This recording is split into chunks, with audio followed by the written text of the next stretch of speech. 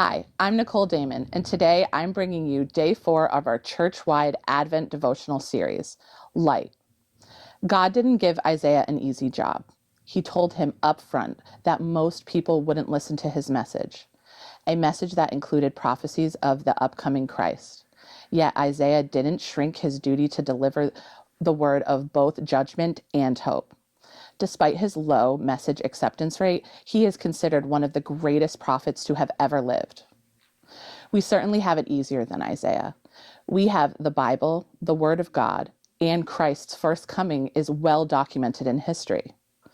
As Christ followers, we are commissioned to reflect the light that Jesus brought into the world.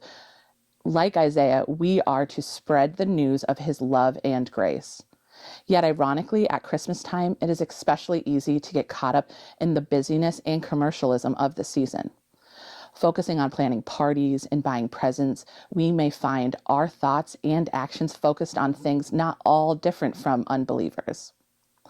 Christmas can be a lonely time of year for many people, reminding them of loss, broken relationships, unfulfilled spaces in their lives.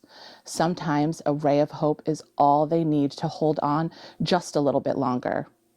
But if we go along with the crowd and we remain quiet when we should speak greatness and hope, we may keep someone from meeting Christ, a source of all light.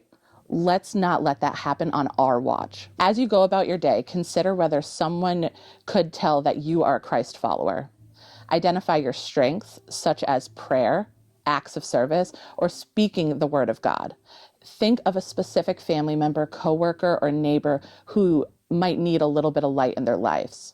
What can you do specifically this season for them? Isaiah 9:2. The people walking in darkness have seen a great light.